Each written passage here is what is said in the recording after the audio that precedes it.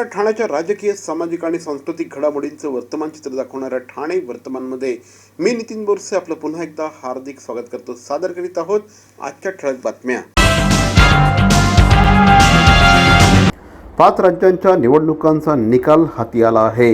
5 राज्यांच्या या निवडणुकांमध्ये भारतीय जनता पार्टीने निर्विवाद वर्चस्व प्राप्त केल्याचं चित्र आकड्यांवर लक्ष टाकलं तर निश्चितपणे बघायला मिळतं.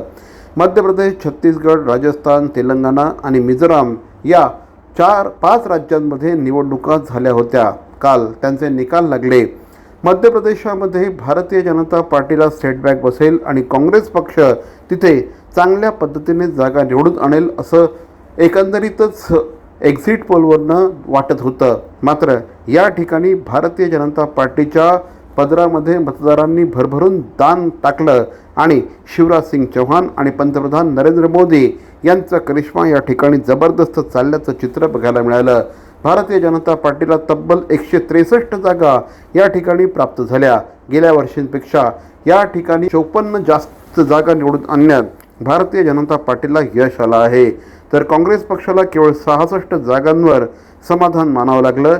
गेल्या वेळेसपेक्षा काँग्रेस पक्षाला या ठिकाणी 48 जागांचं नुकसान झालं आहे. छत्तीसगड तर काँग्रेस पक्षासाठी रेड कार्पेट असेल असं चित्र निर्माण झालं होतं. मात्र छत्तीसगडमध्ये देखील पंतप्रधान नरेंद्र मोदी यांचा करिश्मा चांगला चालला. पंतप्रधान नरेंद्र मोदी यांच्या नावावर, त्यांच्या गॅरंटीवर या ठिकाणी 54 जागा भारतीय जनता पार्टीच्या पदरात पडल्या. तब्बल 39 अधिक जागा या ठिकाणी भारतीय जनता पार्टीने निवडून आल्या आणि त्यामुळे छत्तीसगडमध्ये देखील भारतीय जनता पार्टीचंच सरकार आता येणार हे स्पष्ट झालं आहे. या ठिकाणी काँग्रेस पक्षाला तब्बल 33 जागांचं नुकसान झालं आहे. त्यांना 35 जागा प्राप्त झाल्या आहेत. राजस्थानने यंदा देखील त्यांचा नेहमीची पद्धत जी आहे की दरवर्षी या ठिकाणी दर 5 वर्षांनी या ठिकाणी सत्ता बदल होतो. यावर्षी देखील अशाच प्रकारचा सत्ता बदल बघायला मिळाला. मात्र या ठिकाणचे मुख्यमंत्री असलेल्या अशोक गेहलोत यांची जादू चालेल असं चित्र एक्झिट पोलमध्ये निर्माण झालं होतं. प्रत्यक्षात अशा प्रकारची कुठलीही जादू चालली नाही. काँग्रेस पक्षाला केवळ आणि केवळ 69 जागांवर समाधान मानावं लागलं.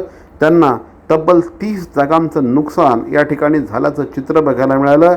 भारतीय जनता पार्टीने 115 जागा मिळवत 42 अधिक जागा मिळवत राजस्थानामध्ये आता भारतीय जनता पार्टीचं सरकार स्थापन होण्याचं चित्र निर्माण झालं आहे. राजस्थानमध्ये 199 जागा आहेत. त्यापैकी भारतीय जनता पार्टीच्या पदरात 115 तर काँग्रेस पक्षाच्या पदरामध्ये 69 जागा मिळाल्या आहेत. तेलंगणामध्ये देखील काँग्रेस पक्षाने आता BRSचा पराभव केला आहे. या ठिकाणी हा पराभव अपेक्षित होता. BRSला केवळ 39 जागांवर समाधान मानावं लागलं. त्यांना 49 जागांचा फटका बसला आहे. तर काँग्रेस पक्षाला या ठिकाणी तब्बल 64 जागा मिळाल्या. त्यांना 45 जागांचा फायदा झाला आहे. मिझोरामची मतमोजणी आज सकाळपासून सुरू झाली. या ठिकाणी काँग्रेस पक्षाला मोठा फटका बसला आहे. तर ZPM या पक्षाला 26 जागा, हा नवीन पक्ष होता, या नवीन पक्षाला 26 जागा अधिक प्राप्त झाल्या आहेत. गेल्या वेळेस त्यांची कुठल्याही प्रकारच्या जागा नव्हत्या. मात्र आता या ठिकाणी तब्बल त्यांना 26 जागांचा फायदा झाला आहे. तर मिझोराम फ्रंटला 11 जागा प्राप्त झाल्या आहेत. त्यांना 16 जागांचं नुकसान झालं आहे. एकंदरीतच भारतीय जनता पार्टीची जादू ही संपूर्ण देशभर चालली असल्याचं स्पष्ट होत आहे. एक प्रकारे या निवडणुकांना सेमीफायनल म्हणून बघितलं जात होतं. त्यामुळे या सगळ्या निवडणुकांचा निकाल आता लोकसभेच्या निवडणुकांवर देखील झाल्याशिवाय राहणार नाही. एकीकडे हिंदी भाषिक पट्ट्यामध्ये भारतीय जनता पार्टीने आपली जागा प्रचंड मजबूत केली आहे. त्यामुळे आता हिंदी भाषिक पट्ट्यामधून लोकसभेच्या निवडणुकीमध्ये विरोधक नेमकी काय स्ट्रॅटेजी करतात याकडे देखील सगळ्यांचं लक्ष असणार आहे. मात्र दक्षिणेमध्ये भारतीय जनता पार्टीला अजूनही तितकासा प्रतिसाद मिळत नसल्याचं स्पष्ट होत आहे. एकंदरीतच या निवडणुकांमध्ये सेमीफायनल म्हणून या निवडणुकांकडे बघितलं जात होतं. या निवडणुकांमध्ये भारतीय जनता पार्टीने आपला झेंडा पुन्हा एकदा डौलाने फडकवला आहे असं म्हटल्यास चुकीचे ठरणार नाही. पंतप्रधान नरेंद्र मोदी यांनी आपली करिश्मा हा आजही तेवढाच आहे, आपली लोकप्रियता आजही तितकीच आहे, हे पुन्हा एकदा दाखवून दिलं आहे. तर दुसरीकडे राहुल गांधी यांच्या भारत यात्रेने मात्र फारसा काही फरक पडलेला नाही, हे स्पष्ट होत आहे. भारतीय जनता पार्टीला 3 राज्यांमध्ये निर्विवाद बहुमत प्राप्त झाल्यानंतर आता या सगळ्या राजकीय घडामोडींचा परिणाम महाराष्ट्रात काय होणार हे देखील बघणं औत्सुक्याचं ठरणार आहे. महाराष्ट्रामध्ये भारतीय जनता पार्टीने ऑलरेडी एकनाथ शिंदे आणि अजित पवार यांना आपल्याबरोबर घेऊन आपली स्वतःची पोझिशन अतिशय बळकट केलेली आहे. मात्र दुसरीकडे आता विरोधकांच्या तंबूमध्ये आता काहीशी चिंतेचं वातावरण निर्माण झालं असणार हे नक्की आहे. कारण संपूर्ण देशभरात एकीकडे भारतीय जनता पार्टीचा झेंडा डौलाने फडकत असताना महाराष्ट्रामध्ये नेमकं काय होणार याकडे आता सगळ्यांचंच लक्ष लागलेलं असणार. कारण शिंदे आणि अजित पवार यांना बरोबर घेऊन भारतीय जनता पार्टीने ऑलरेडी स्वतःची पोझिशन स्ट्रॉंग केलेली आहे. या पार्श्वभूमीवर ठाकरे गट, राष्ट्रवादी काँग्रेसचा शरद पवार गट आणि काँग्रेस पक्ष आता एकत्र येऊन खरोखर लढत देऊ शकतील का असा प्रश्न देखील या निमित्ताने आता विचारला जाऊ लागला आहे. विरोधकांना आता महाराष्ट्रामध्ये देखील किती स्पेस मिळणार हा देखील एक मोठा प्रश्न या निमित्ताने विचारला जाऊ लागला आहे. मुख्यमंत्री एकनाथ शिंदे यांनी तर आता संपूर्ण महाराष्ट्रामध्ये 48च्या 48 लोकसभेच्या जागा निवडून आणल्या जातील असं विधान केलं आहे. अखिल भारतीय श्री क्षत्रिय अहिर शिंपी समाज मध्यवर्ती संस्थेच्या वतीने ठाणे शाखेच्या वतीने काल संत शिरोमणी नामदेव महाराज जयंतीच्या कार्यक्रमाचं आयोजन करण्यात आलं होतं. यावेळेस समाजातील ज्या विद्यार्थ्यांनी शैक्षणिक क्षेत्रामध्ये उत्कृष्ट कामगिरी केली आहे अशा विद्यार्थ्यांसाठी बक्षीस समारंभाचा कार्यक्रम देखील या निमित्ताने आयोजित करण्यात आला होता. कार्यक्रमाला शहरातील नामवंत ऑर्थोपेडिक सर्जन डॉक्टर अभि सावळे हे कार्यक्रमाला प्रमुख अतिथी म्हणून उपस्थित होते. यावेळेस मध्यवर्ती संस्थेचे विश्वस्त श्री विजय बिरारी तसंच ठाणे जिल्हा संघटक श्री नामदेव मांडगे, रजनीताई जगताप, रमेश लालचंद शिरसाट, विवेक राजाभाऊ शिंपी, श्री कैलास पुरुषोत्तम खैरनार यांच्यासह अनेक मान्यवर कार्यक्रमाला आवर्जून उपस्थित होते. संस्थेच्या कार्यकारिणीच्या वतीने दरवर्षी या कार्यक्रमाचं आयोजन करण्यात येतं. शिंपी समाज एकवटावा, शिंपी समाजाच्या विविध क्षेत्रातील मान्यवरांचा सन्मान व्हावा या दृष्टिकोनातून या कार्यक्रमाचं आयोजन करण्यात येतं असं यावेळी श्री जगन्नाथ मुरलीधर शिंपी यांनी ठाणे वर्तमानशी बोलताना सांगितलं. यावेळेस विद्यार्थ्यांसाठी बक्षीस समारंभाचं आयोजन करण्यात आलं होतं. प्रारंभी नामदेव महाराजांच्या प्रतिमेला पुष्पहार अर्पण करून कार्यक्रमाला सुरुवात झाली. कार्यक्रमाच्या निमित्ताने विविध सांस्कृतिक कार्यक्रमांचं देखील आयोजन करण्यात आलं होतं. मोठ्या संख्येने ठाणे शहरातील शिंपी बांधव या कार्यक्रमात एकत्र आल्याचं चित्र बघायला मिळालं. श्री क्षत्रिय अहिर शिंपी समाज सेवा मंडळ ठाणे यांच्या वतीने दरवर्षाप्रमाणे ह्याही वर्षी नामदेव जयंतीनिमित्त आम्ही या ठिकाणी समाज बांधवांनी हा कार्यक्रम आयोजित केलेला आहे. या कार्यक्रमात प्रमुख पाहुणे म्हणून माननीय डॉक्टर श्री अभिजित सावळे हे या ठिकाणी उपस्थित राहिले. तसेच श्रीयुत मणिलाल शिंपी हेही या कार्यक्रमात प्रमुख अतिथी म्हणून उपस्थित राहिले. तसेच या कार्यक्रमामध्ये ज्यांनी या ठिकाणी अन्नाचं प्रायोजन केलेले असे आनंद शिंपी यांनी या ठिकाणी विशेष सहकार्य केलेले. तसेच कार्यक्रमाला विजय नाना बिरारी व त्यांच्या सौ अरुणा बिरारी ही या ठिकाणी कार्यक्रमात उपस्थित राहिले. तसेच हा कार्यक्रम श्रीयुत मनोहर जगताप यांच्या अध्यक्षतेखाली आम्ही सर्व कमिटीतील लोकांनी सहकार्य करून हा कार्यक्रम या ठिकाणी आयोजित केलेला आहे. आणि या कार्यक्रमात समाज बांधवांनी देणगीच्या स्वरूपाने सहकार्य केले. त्यांच्या सहकार्यामुळेच या ठिकाणी हा कार्यक्रम आमचा व्यवस्थितपणे पार पडला. कार्यक्रम म्हणजे हा शिंपी समाज संघटित व्हावा या उद्देशाने हा कार्यक्रम आयोजित केले गेले आहे.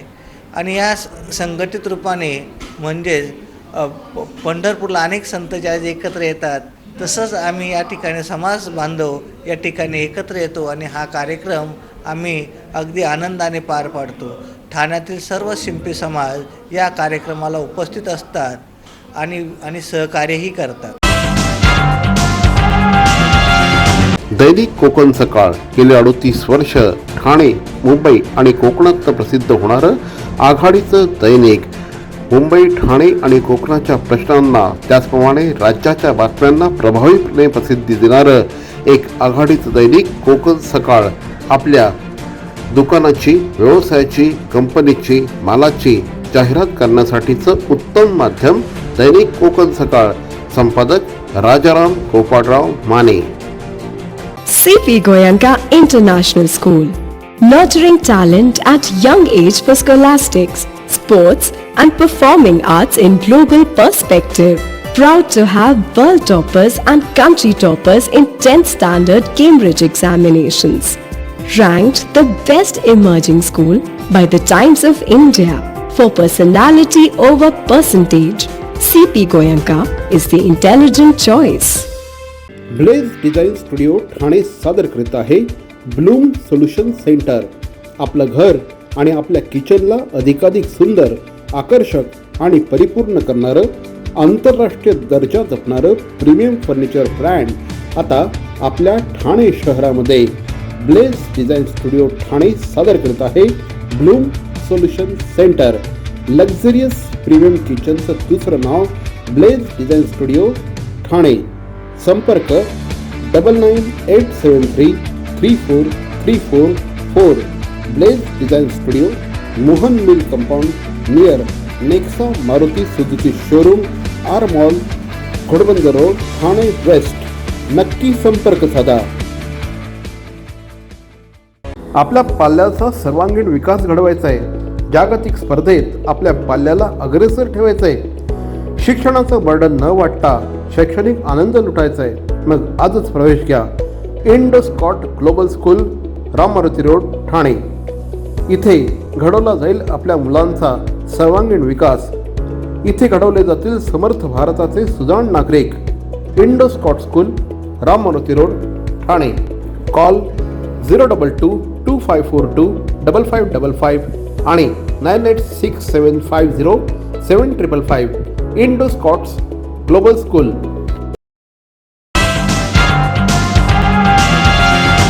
दरम्यान मध्य प्रदेश, राजस्थान आणि छत्तीसगडमध्ये भारतीय जनता पार्टीने मिळवलेल्या दणदणीत विजयाने कार्यकर्त्यांना ऊर्जा मिळाली आहे. या विजयाबद्दल रविवारी ठाणे शहर भाजपचे जिल्हाध्यक्ष संजय वाघोले यांच्या नेतृत्वाखाली पक्षाच्या खोपट कार्यालयाबाहेर कार्यकर्त्यांकडून जल्लोष करण्यात आला. यावेळेस कार्यकर्त्यांनी 2024च्या लोकसभा निवडणुकीत देखील भारतीय जनता पार्टीलाच बहुमत मिळेल असा विश्वास व्यक्त केला. यावेळेस भारतीय जनता पार्टीचे जिल्हाध्यक्ष संजय वाघुले तसंच नगरसेवक नारायण पवार, मनोहर सुगदरे, सचिन पाटील, समीरा भारती, उपाध्यक्ष डॉक्टर राजेश मडवी यांच्यासह अनेक कार्यकर्ते या जल्लोषात सहभागी झाले. को आने वाले जनवरी महीना में 22 तारीख को अयोध्या का निर्माण हो रहा है और आने वाली लोकसभा में भारतीय जनता पार्टी पूरा देश में लहर और पूरा देश में यह संपादित करेगी. महाराष्ट्र का चुनाव कैसा होगा? महाराष्ट्र में भारतीय जनता पार्टी एकनाथ शिंदे और अजित पवार तीनों की युति होगी और तीनों का हम लोग जीतेंगे. गेल्या अनेक वर्षांपासून आनंद पार्क आणि परिसरातील मुलांना गडकिल्ल्यांची आवड निर्माण व्हावी या उद्देशाने स्वर्गीय शिवसेना उपनेते माजी आमदार अनंत तरे यांच्या मार्गदर्शनाखाली किल्ला स्पर्धांचं आयोजन करण्यात येतं. स्वर्गीय अनंत तरे यांची किल्ले स्पर्धेची परंपरा आजही शिवसेना उद्धव बाळासाहेब ठाकरे गटाचे शहर समन्वयक संजय तरे आणि ठाणे जिल्हा महिला उपसंघटक महेश्वरी तरे यांनी सुरू ठेवली आहे. यंदाच्या वर्षी देखील किल्ले स्पर्धांचं आयोजन करण्यात आलं होतं. किल्ले स्पर्धेमध्ये आनंद पार्क, आझादनगर, ऋतू पार्क, वृंदावन आणि परिसरातील 15 मंडळांनी सहभाग घेतला. त्यात साई सेवक मंडळाने लोहगड, अष्टविनायक मित्रमंडळाने मुरुड जंजिरा, आदर्श मित्रमंडळाने हरिहरगड आणि इतरही मंडळांनी महाराष्ट्रातले विविध गड साकारले होते. यावेळेस किल्ले पाहणी करण्यासाठी किल्ले स्पर्धेचे आयोजक श्री संजय तरे आणि महिला उपजिल्हा संघटक महेश्वरी तरे तसंच विभाग प्रमुख मयूर पैलकर यांच्यासह अनेक मान्यवर सहभागी झाले होते. नमस्कार. प्रथम दिवाळीच्या सगळ्यांना हार्दिक शुभेच्छा व नवीन वर्षाच्या शुभेच्छा. आता हे आमचं 28वं वर्ष आहे. दादा नगरसेवक असताना हे सगळं चालू केलेलं किल्ली स्पर्धा. तर ही परंपरा मी, आमची महेश्वरी तरे आणि आमचे सगळे कार्यकर्ते, दादू शिंदे, कदम, मोरे वहिनी, आम्ही सगळ्यांनी परंपरा कायम चालू ठेवलेली आहे. आणि ही स्पर्धा आम्ही घेतो. आता आम्हाला काही ठिकाणी असा प्रश्न पडतो की कोणाला बक्षीस द्यायचं, एवढे चांगले किल्ले लोकांनी बनवलेले आहेत. आणि आम्ही दरवर्षी या पोरांना बोलतो की तुम्हाला आम्ही एक तरी किल्ला दाखवू, पण अजून तो योग आलेला नाहीये. तर यावर्षी तो एक योग नक्की येईल. आणि ही मुलं एवढ्या म्हणजे आशेने किल्ले बनवतात आणि एवढी मेहनत करतात की त्यांचं खरोखर त्यांचं कौतुक करायला पाहिजे. ती लोक ह्याच्यामध्ये म्हणजे अजिबात मागे पुढे बघत नाही, खर्च बघत नाही, काय नाही त्यांना. आणि ते स्वतः आमच्याकडे इतर मुलं, साहेब किल्ला कधी बघणार, किल्ला कधी बनवू, कसा बनवू, आणि ते फॉर्म भरून घेतो. आम्ही फॉर्म भरून घेतो आणि तारीख ठरवतो की मी कधी येऊ. तेव्हा ते सगळे मुलं तयार असतात.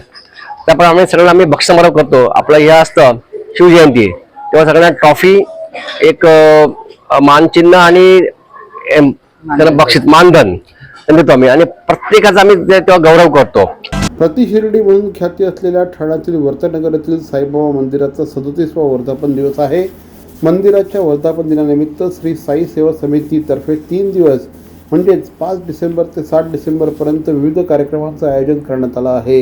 या कालावधीत 1 लाख भाविक साईबाबांच्या दर्शनार्थ येतील असा आशा यावेळेस व्यक्त करण्यात आली आहे.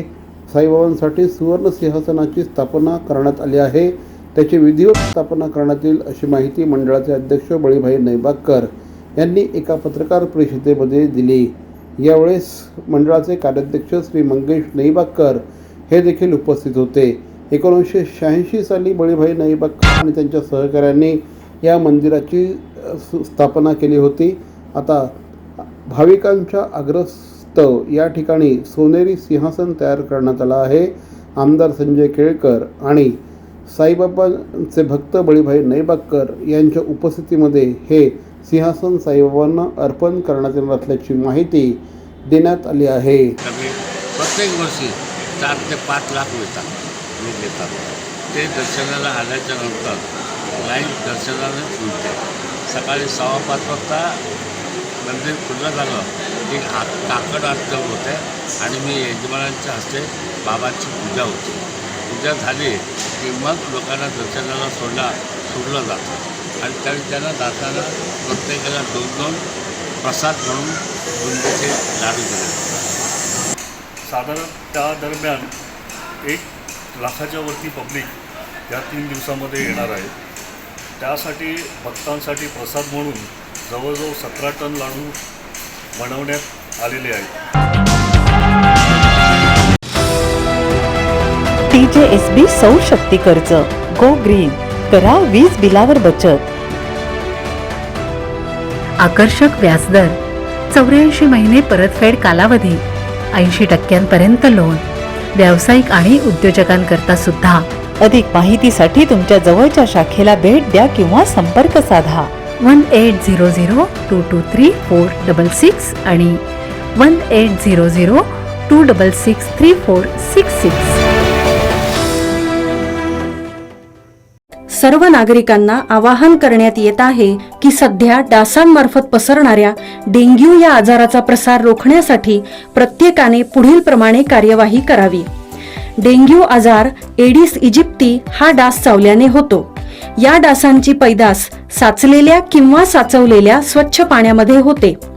8 दिवसांपेक्षा जास्त दिवस पाणी उघडे व साचून राहिल्यास त्यात डास अंडी घालतात.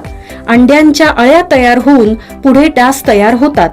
यासाठी आपल्या घरातील पाणी साठे उदाहरणार्थ बॅरल्स, पिंपे, टाक्या, हौद, रांजणे इत्यादी दर आठवड्याला रिकामे करून घासून पुसून कोरडे करून पुन्हा भरावे. 1 दिवस कोरडा दिवस म्हणून पाळावा. पाणी साठ्यांना घट्ट झाकणे बसवावीत किंवा जुनी साडी, चादर, धोतर यांनी बांधून झाकून ठेवावीत, म्हणजे डास त्यात जाऊन अंडी घालणार नाहीत. घराच्या गच्चीवर आजूबाजूला अंगणात कोठेही पाणी साचू देऊ नये. भंगार सामान उघड्यावर टाकू नये. उदाहरणार्थ टायर्स, प्लास्टिक सामान, कुंड्या, टाकाऊ वस्तू इत्यादी. अशा सामानात पावसाचे पाणी साठून त्यात डेंग्यूच्या डासांची पैदास होते. घरातील कूलर्स, फ्रीजच्या पाठीमागील ट्रे हे देखील वेळोवेळी कोरडे करावेत. लक्षात ठेवा, नुसत्या फवारणीने डास घनता कमी होत नाही, तर त्यासाठी डास पैदास ठिकाणे नष्ट करणे ही आपल्या सर्वांची जबाबदारी आहे. कोणताही ताप अंगावर न काढता जवळच्या शासकीय रुग्णालयात मोफत औषधोपचार घ्या. अशा प्रकारे नागरिकांनी सहकार्य केल्यास डेंग्यूचा प्रसार रोखणे सहज शक्य आहे.